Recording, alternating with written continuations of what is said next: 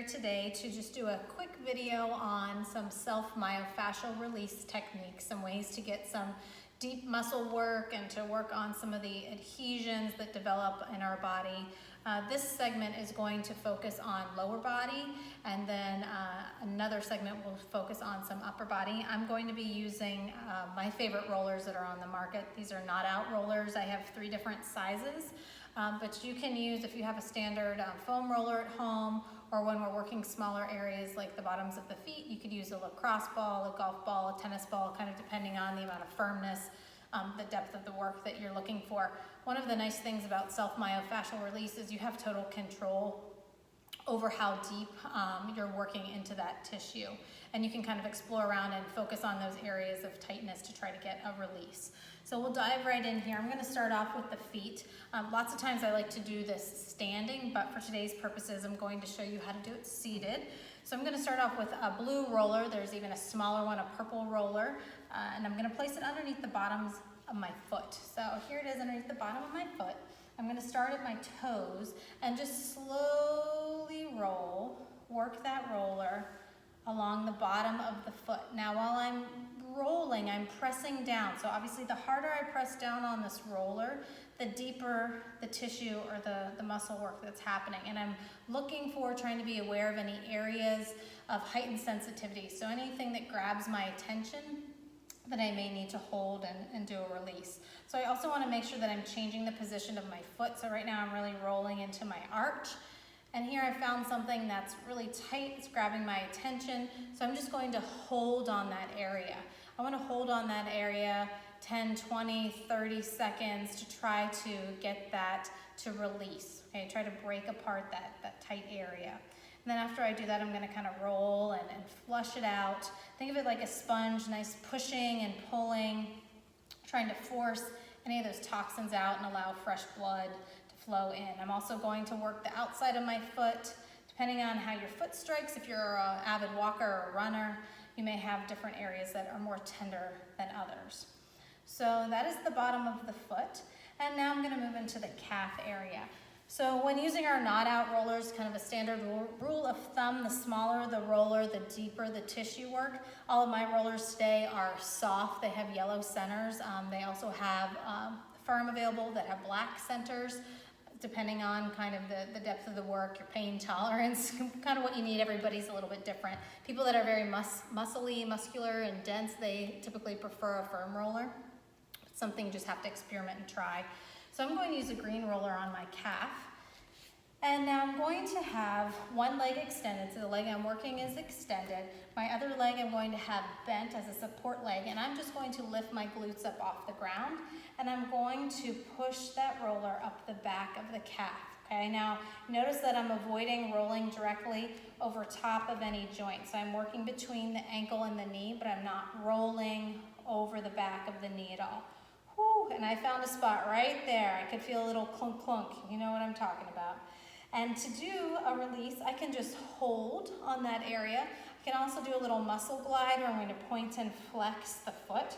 And I'm forcing that muscle to move back and forth over the roller. I can do some ankle circles. And then I also want to make sure that I flush it out. Push and pull. Ooh, really work that area of tightness.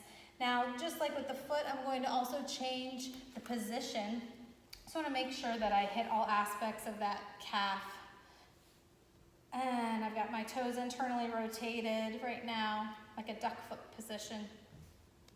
I'm sorry, pigeon toe now. I'm moving to duck foot roll, rotating the foot out to the side, really working, and I'm trying to pay attention to any areas of tightness that I'm finding. Nice, slow, deep roll, and then a flushing out, a push and a pull. Now from here, I'm going to continue the work up into my hamstring. For your hamstring, you could use a green roller, or you can use a red roller. I'm going to move up to the red roller, and I'm going to place the red roller right here, right above the knee joint, and I'm going to lift my glutes up off the floor, and I'm going to just do that same push, pull, nice, slow pull with the roller. I'm looking for any areas of tightness Now, if this is too deep muscle work, I can always keep my glutes on the floor and just kind of scoot across the floor as I work. Now I'm going to also change the position of my foot. If I internally rotate, kind of that pigeon toe position, I'm going to hit a little bit of inner thigh here. So working in the inner thigh, looking for any areas of tightness that I may have. And then also externally rotating, turning those toes out, kind of a duck foot position. Now I'm dancing right around that IT band, which for a lot of people can be a trouble spot.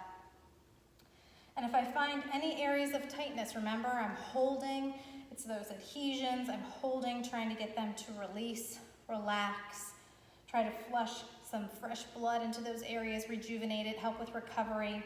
I can also do a muscle glide. I can bend and extend the knee. Right here I'm on that IT band. I've got a little tight spot, so I'm going to try to work it out.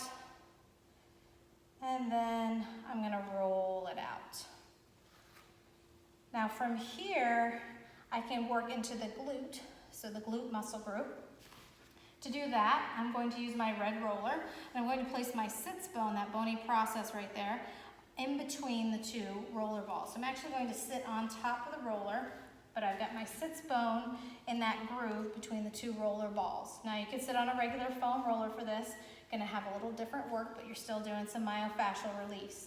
Now for this, I am going to change the angle of my hips. You notice that the leg, the glute that I'm working right now, I have that leg extended. My other leg is bent, kind of as additional support. I can change the angle of my hips. Now I can bend that knee. There's really no right or wrong way. You just kind of have to explore around in your muscle groups to find those areas of tightness where you need a release. Now in that glute roll, some people even like to stack the legs, so place the ankle over top of the knee and really press down, get some deep pressure in there. You find an area of tightness you can hold. I've got one right there. Take some deep breaths in and out. You always want to make sure you're drinking plenty of water because it's very similar to a deep tissue massage where you're breaking apart a lot of toxins in the body. All right, so I'm going to come off that roller. So now I have worked the bottom of the foot, the calf, the hamstring, into the glute. Now we're going to move into the quad. So to work the quad, I'm going to use my red roller. You could use a green, and you could change your level of firmness as well. So I'm going to go into a forearm plank position for this, and I'm going to have my roller placed just above my knee. My other leg I have out to the side kind of for support. It's bent, but some people prefer to just actually lay with all their weight on top of the roller, once again, depending on how deep you want to work. Now, I'm going to just kind of hinge at my shoulders. I'm going to press back over top of that roller, nice and slow, being self-aware, looking for any areas that grab my attention. Whew. Now, for a lot of people, the quad is a rough area. A lot of people have a lot of adhesions in here. This is a big muscle group. We use it a lot, so it tends to get a lot of wear and tear. Now, as I am working through this quad, I'm also, you'll notice that I change my foot position, so I can kind of hit a little bit of the inner thigh, as well as along that IT band. And when I find an area of tightness, I can just hold on it and breathe and try to get that release. Or I can do a little muscle glide. I can bend and extend the knee to force that adhesion to move over top of the roller. And then I always like to follow up with a nice big roll, big push and pull, thinking of that muscle like a sponge. Nice big stretch. Good. Now from here, when we're done rolling out the quad, we're going to move down to the front of the leg and that shin area. You could use a red roller. I'm going to go green on this one. And I'm going to just go into a tabletop position and place the roller right above the ankle. And same thing, I'm going to press down on the roller. I decide how hard I want to press down depending on how deep I want to work. And it's just a nice push. I stop before I get to the front of the knee and then pull, looking for any areas that grab my attention, any tightness, soreness. And I'm going to change the position of my foot too, so I make sure I hit all aspects, the front of that leg. Good, breathing in and out.